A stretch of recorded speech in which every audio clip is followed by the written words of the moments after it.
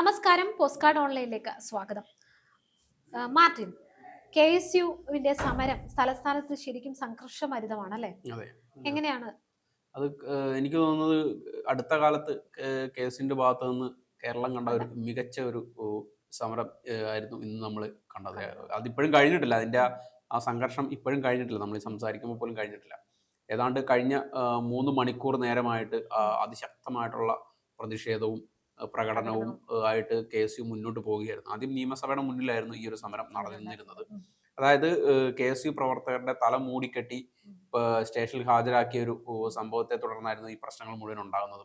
അപ്പം അതിൽ ഒരു വലിയ പ്രതിഷേധം ഉണ്ടാകുമെന്ന് ആദ്യമേ തന്നെ KSU നേതാക്കൾ പറഞ്ഞിരുന്നു. അപ്പം അതിന്റെ ഭാഗമായിട്ടാണ് ഇപ്പോൾ ഈ ഒരു സമരം നടന്നുകൊണ്ടിരിക്കുന്നത്. അപ്പോൾ നമ്മൾ കഴിഞ്ഞ ദിവസം ആ ഒരു വിഷയത്തെപ്പറ്റി നമ്മൾ ചർച്ച ചെയ്തതാണ്. ആ ഒരു വിഷയത്തിലുണ്ടായ ഒരു അതിന്റെ ആ ഒരു പ്രശ്നത്തെക്കുറിച്ച് നമ്മൾ ചർച്ച ചെയ്തതാണ്. അപ്പം ആ ഒരു വിഷയത്തിലാണ് ഇപ്പം ഒരു അതിഭീകരമായിട്ടുള്ളൊരു സംഘർഷാവസ്ഥയിലൂടെ അല്ലെങ്കിൽ ഒരു സമരം ഇപ്പോൾ KSU നടത്തിക്കൊണ്ടിരിക്കുന്നത്. അപ്പം നമ്മൾ ആ വിഷ്വൽസ് കാണുമ്പോൾ സത്യം പറഞ്ഞാൽ നമുക്ക് മനസ്സിലാവും എത്രത്തോളം അതിഭീകരമായിട്ടുള്ള ഒരു സമരമാണ് അവർ നടത്തിക്കൊണ്ടിരിക്കുന്നത് എന്ന് നമുക്ക് മനസ്സിലാവും. തീവ്രവാദികളല്ല, ഞങ്ങൾ വിദ്യാർത്ഥികളാണ് എന്ന അതെ അതെ അതെ അന്ന് ആ വിദ്യാർത്ഥികളെ തലയിൽ കൂടി കറുത്ത തുണി കൊണ്ട് മൂടി കോടതിയിൽ ഹാജരാക്കിയ ഒരു സംഭവം. അത് പിറ്റേ ദിവസം വേറൊരു പോലീസ് സ്റ്റേഷനിൽ സമാനമായ രീതിയിൽ വിദ്യാർത്ഥികളുടെ തല മൂടി കെട്ടിക്കൊണ്ട് കോടതിയിൽ ഹാജരാക്കുന്ന ഒരു സംഭവം ഉണ്ടായിരുന്നു. ഇത് തുടർച്ചയായതോട് ഉണ്ടായപ്പോഴാണ് KSU പ്രത്യക്ഷമായ ഒരു സമരത്തിലോട്ട് നീങ്ങുന്നത്. എന്തായാലും ഈ ഒരു സമരം കാണുമ്പോൾ നമുക്ക് മനസ്സിലാവും ഈ ഭീകരമായിട്ടുള്ള മർദ്ദന ദൃശ്യങ്ങളാണ് ഇപ്പോൾ പുറത്തു വന്നുകൊണ്ടിരിക്കുന്നത്. എന്നാണ് എനിക്ക് തോന്നുന്നു 17 തവണയാണ്ടാണ് പോലീസ് വിദ്യാർത്ഥികൾക്ക് നേരെ ജലപീരങ്കി ഉപയോഗിച്ചതും എല്ലാം ഉപയോഗിച്ചത്. അതുപോലെ തന്നെ അവർ നിയമസഭയുടെ മുമ്പിൽ നിന്ന് സെക്രട്ടേറിയറ്റിലോട്ട് പോകുന്ന വഴിക്കും സംഘർഷം ഉണ്ടായിരുന്നു. അങ്ങനെ അടുത്ത കാലത്ത് കേരളം കണ്ടിട്ടുള്ള വലിയൊരു സമരത്തിനാണ് ഇപ്പോൾ തിരുവനന്തപുരം സാക്ഷ്യം വഹിച്ചിരിക്കുന്നത്.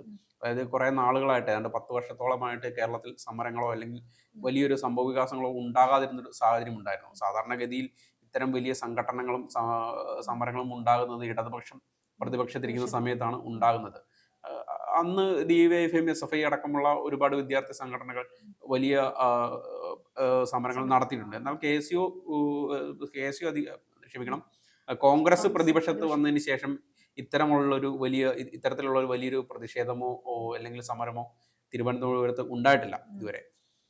പക്ഷെ അതിൽ നിന്ന് വിഭിന്നമായിട്ട് ഇപ്പോൾ അടുത്ത ഇലക്ഷൻ അടുത്ത് വരുന്ന സമയത്ത് KSU വളരെയേറെ ശക്തമായിക്കൊണ്ടിരിക്കുകയാണ്. ഇപ്പം നമുക്കറിയാം കഴിഞ്ഞ കുറച്ച് നാളുകളായിട്ട് കേരളത്തിലെ ക്യാമ്പസുകളിൽ നടന്ന തെരഞ്ഞെടുപ്പുകളിൽ KSU വലിയ തോതിലുള്ള തിരിച്ചുവരവ് നടത്തിയിരുന്നു.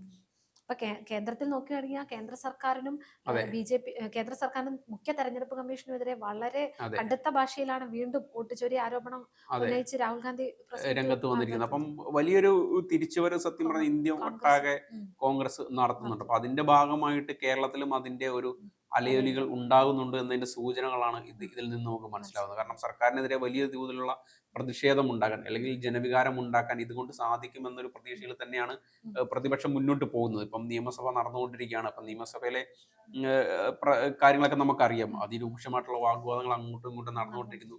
പലപ്പോഴും സർക്കാരിനെ പ്രതികൂട്ടിലാക്കുന്ന പല ആരോപണങ്ങളും ഉന്നയിക്കപ്പെടുന്നു. അങ്ങനെ വലിയ ഇത് നടന്നുകൊണ്ടിരിക്കുകയാണ് നിയമസഭയ്ക്കുള്ളിലാണെങ്കിൽ പോലും. പുറത്ത് വിദ്യാർത്ഥികളും സമരം ചെയ്തുകൊണ്ടിരിക്കുകയാണ്. അപ്പം എന്തായാലും നമ്മൾ കഴിഞ്ഞ ദിവസം ഈ ഒരു വിഷയത്തെക്കുറിച്ച് സംസാരിച്ചാണ്. എങ്ങനെയാണ് വിദ്യാർത്ഥികളോട് പെരുമാറരുത് എന്നതിൻ്റെ ഒരു സൂചനയാണ് ഇപ്പൊ കണ്ടത്. അതായത് ഒരിക്കലും അവർ വിദ്യാർത്ഥികൾ മാത്രമാണ് അവർ ഈ ജനാധിപത്യ രാജ്യത്ത് പ്രതിഷേധിക്കാനും ഉള്ള എല്ലാ അവകാശവും അവർക്കുണ്ട്. എന്നാൽ പോലും അവരൊരു കുറ്റകൃത്യത്തിൽ പെടുന്നു. അതായത് SFI KSU സംഘർഷമായിട്ട് ബന്ധപ്പെട്ട കേസിലാണ് ഇവരെ അറസ്റ്റ് ചെയ്യപ്പെടുന്നത്. അറസ്റ്റ് ചെയ്തെങ്കിൽ പോലും ഇവർ വിദ്യാർത്ഥികൾ മാത്രമാണ്. അപ്പം അതായത് 20 വയസ്സിൽ താഴെയുള്ള കുറച്ച് വിദ്യാർത്ഥികൾ മാത്രമാണ്. അപ്പം ഇവരെ ഹാജരാക്കേണ്ടത് സാധാരണ മാക്സിമം കൂടിപ്പോയ വിലങ്ങ് മാത്രം അണിയിക്കാം. അതിനപ്പുറത്തേക്ക് ഇവരെ ഒന്നും ചെയ്യാനുള്ള അധികാരം ഒരു പോലീസിനും ഇല്ല എന്നുള്ളതാണ് ഇതിൻ്റെ ഒരു വസ്തുത എന്ന് പറഞ്ഞത്. പക്ഷെ എന്നാൽ ഇതിനെല്ലാം ശ്രദ്ധിക്കാതെ പോലീസ് ചെയ്തത് ഇവരെ കറുത്ത തുണി കൊണ്ട് മൂടി കോടതിക്ക് മുന്നിൽ ഹാജരാക്കിയായിരുന്നു. സത്യം പറഞ്ഞാൽ എനിക്ക് തോന്നുന്നത് നമ്മുടെ അത്തരത്തിലൊരു ദൃശ്യം നമ്മൾ ഇന്ത്യക്കാർ കാണുന്നത് ഇതിനു മുമ്പ് അജ്മൽ കസബിന്റെ ഒരു സീനായിരുന്നു. അവനെ കോടതിയിലേക്ക് കൊണ്ടുപോകുന്ന വഴിക്കായിരുന്നു ഇത്തരത്തിൽ തല കറുത്ത തുണി കൊണ്ട് മൂടിക്കൊണ്ട് പോകുന്ന ദൃശ്യങ്ങൾ നമ്മൾ കാണുന്നത്. അതിനുശേഷം പിന്നീട് നമ്മൾ കാണുന്നത് ഈ ഒരു ദൃശ്യമാണ്. അതായത് എങ്ങനെയാണ് ഒരു വിദ്യാർത്ഥികളെയും വിദ്യാർത്ഥി സമൂഹത്തെയും പോലീസ് കാണുന്നത് എന്ന എൻ്റെ ഒരു ഉദാഹരണമാണ് ഇപ്പോൾ നമ്മൾ കണ്ടത്. അപ്പം ഇതിനെതിരെ പോലീസിന്റെ അതെ, ക്രൂരതകൾക്കെതിരെ ഇത്തരം പോലീസിന്റെ ക്രൂരമായ ഇത്തരം നടപടികൾക്കെതിരെ പ്രതിഷേധിക്കേണ്ടത് തീർച്ചയായിട്ടും മലയാളികൾ തന്നെയാണ്. എന്തായാലും KSU അതിന് മുന്നിലേക്ക് വന്നു, അവർ വലിയ സമരങ്ങൾ നടത്തിക്കൊണ്ടിരിക്കുന്നു. തീർച്ചയായിട്ടും സർക്കാരും ആഭ്യന്തര വകുപ്പും ഇതിൽ ഉത്തരം പറയേണ്ട ഒരു ബാധ്യത സർക്കാരിനുണ്ട്. കാരണം ഇതേ രീതിയിൽ തന്നെയാണ് ഇടതുപക്ഷവും ഇടതുപക്ഷ വിദ്യാർത്ഥി പ്രസ്ഥാനങ്ങളും യുവജന പ്രസ്ഥാനങ്ങളും എല്ലാം കേരളത്തിൽ ഇടപെട്ടിട്ടുള്ളത്. ഇത്തരം സമര രീതികൾ കൊണ്ട് തന്നെയാണ് ഇതേ രീതിയിൽ തന്നെയാണ് ഇവർ ഇവിടെ ആധിപത്യം സ്ഥാപിച്ചിട്ടുള്ളത്. എന്നാൽ പോലും അവരോട് എങ്ങനെയാണ് പെരുമാറേണ്ടത് എന്നതിനെപ്പറ്റി ഈ പോലീസിന് പ്രത്യേകിച്ച് ക്ലാസ് എടുത്ത് കൊടുക്കേണ്ട കാര്യം ഒന്നും ഇല്ല. അപ്പം എന്നാൽ പോലും പോലീസ് ഈ ചെയ്ത ഈ ഒരു വൃത്തികെട്ട പരിപാടി എന്ന് തന്നെ പറയേണ്ടി വരും. ഇതിനെതിരെ എന്തായാലും വലിയൊരു പ്രക്ഷോഭം KSU സംഘടിപ്പിച്ചിരിക്കുന്നു. അതിലൂടെ KSU വലിയൊരു തിരിച്ചറിവ് നടത്തും എന്ന് തന്നെയാണ് ഞാൻ പ്രതീക്ഷിക്കുന്നത്. പ്രധാനമായിട്ടും ഈ സമരക്കാര് ആവശ്യപ്പെടുന്നത് മുഖ്യമന്ത്രി ഈ ആഭ്യന്തര കസേര ഒഴിയണം എന്ന് തന്നെയാണ്. അതെ അതെ. അപ്പം കാരണം നമുക്കറിയാം കുറച്ച് ദിവസങ്ങളിലായിട്ട് കേരളത്തിലെ പോലീസിന് നേരെ ഉണ്ടായിരുന്ന ആരോപണങ്ങളെ കുറിച്ച് നമുക്കറിയാം. പല ദൃശ്യങ്ങളും വിഷ്വൽസും ഇതിനോടകം തന്നെ പുറത്ത് വന്നിട്ടുണ്ട്. പോലീസിന്റെ മർദ്ദന ദൃശ്യങ്ങൾ ഇതിനോടകം തന്നെ പുറത്ത് വന്നിട്ടുമുണ്ട്. ഇതേപ്പറ്റി സഭയിൽ മുഖ്യമന്ത്രിക്ക് നേരെ ചോദ്യം ഉയരുകയും ചെയ്തിരുന്നു. ഇന്ന് നമുക്കറിയാം മുഖ്യമന്ത്രി ഉരുണ്ട് കളിക്കുന്ന ഒരു നിലപാടാണ് സ്വീകരിച്ചിരുന്നത്. അതായത് അദ്ദേഹം നെഹ്റുവിന്റെ കാലം മുതലുള്ള ചരിത്രമാണ് പറഞ്ഞുകൊണ്ടിരുന്നത്. നെഹ്റുവിന്റെ കാലം മുതൽ പിന്നെ ബ്രിട്ടീഷ് ഇന്ത്യയുടെ കാലം മുതലുള്ള ചരിത്രമാണ് അദ്ദേഹം പറഞ്ഞുകൊണ്ടിരുന്നത്. അപ്പോൾ കേരളത്തിലെ ഒരു പോലീസ് നടത്തിയ ഒരു കുറ്റകൃത്യത്തിൽ എന്തിനാണ് ഇദ്ദേഹം നെഹ്റുവിനെ എടുത്ത് വലിച്ചിടുന്നത് എന്നുള്ള കാര്യം നമുക്ക് ഇപ്പോഴും അറിയില്ല. അതായത് ചോദിച്ച ചോദ്യങ്ങൾക്ക് ഉത്തരമില്ല എന്നാണ് അതിന്റെ പ്രധാനപ്പെട്ട സംഗതി എന്ന് പറയുന്നത്. ഈ സമരത്തെ നമുക്ക് എങ്ങനെയാണ് ഇപ്പോൾ വിലയിരുത്താൻ കഴിയുന്നത്? അല്ല, ഇത് എത്ര മണിക്കൂറുകൾ നീണ്ട പരിശ്രമത്തിനൊടുവിനാണ് ഇത് 3 മണിക്കൂറോളം നീണ്ടുന്ന ഒരു സമരമായിരുന്നു. അതിനുശേഷം ഇപ്പോൾ അവർ അറസ്റ്റ് ചെയ്ത് നീക്കിയെന്നാണ് എനിക്ക് മനസ്സിലാക്കാൻ സാധിക്കുന്നത്. എന്തായാലും അതെ, വളരെ ഭീകരമായിട്ടുള്ള ഒരു സമരമായിരുന്നു. അത് എനിക്ക് തോന്നുന്നു വിദ്യാർത്ഥികളുടെ വലിയൊരു സാന്നിധ്യം ഈ സമരത്തിൽ ഉടനീളം ഉണ്ടായിരുന്നു. സാധാരണഗതിയിൽ ഇപ്പോൾ KSUവിന്റെ ഒക്കെ സമരം നടക്കുമ്പം ഇത്ര വലിയൊരു പ്രസൻസ് കുട്ടികളുടെ ഉണ്ടാകാനുള്ള വളരെ സാധ്യത കുറവായിരുന്നു. അത് കുറേ നാളുകളായിട്ട് അങ്ങനെയായിരുന്നു. അതായത് വിദ്യാർത്ഥികൾ പാർട്ടി വിട്ടുപോവുക, അല്ലെങ്കിൽ ഇപ്പോൾ ഇതിലേക്ക് സംഘടനയിലേക്ക് വിദ്യാർത്ഥികൾ വരാതിരിക്കുന്ന ഒരുപാട് പ്രശ്നങ്ങൾ KSU നേരിട്ടിരുന്നു. അതിന് കാരണം ഈ KSUവിന്റെ ഒരു അടിപതറിയിട്ടുള്ള ഒരു പ്രശ്നം തന്നെ ആയിരുന്നു. പക്ഷെ അതിൽ നിന്നെല്ലാം മാറി അതിശക്തമായി തന്നെ KSU തിരിച്ചു വരുന്നതിന്റെ ഒരു ലക്ഷണമാണ് കാണുന്നത്. മാത്രമല്ല, പ്രതീക്ഷിക്കാതിരിക്കുമ്പോഴാണ് ഇങ്ങനെ ഒരു അതെ അതെ അതെ പോലീസ് ഒരിക്കലും പ്രതീക്ഷിച്ചിരുന്നില്ല. കാരണം 2 വണ്ടിയോളം ജലപീരങ്കി മാത്രമാണ് വന്നിരുന്നത്. പക്ഷേ പോലീസ് ഒരിക്കലും പ്രതീക്ഷിക്കാത്ത രീതിയിലുള്ള ഒരു പ്രതികരണമാണ് വിദ്യാർത്ഥികളിൽ നിന്നുണ്ടായത്. മാത്രമല്ല, ഈ ഒരു സമരത്തിന്റെ ഇതെടുത്ത് നോക്കിയാൽ പോലും മനസ്സിലാകും, ഒരുപാട് പെൺകുട്ടികൾ ഈ സമരത്തിൽ പങ്കെടുത്തിട്ടിരുന്നു.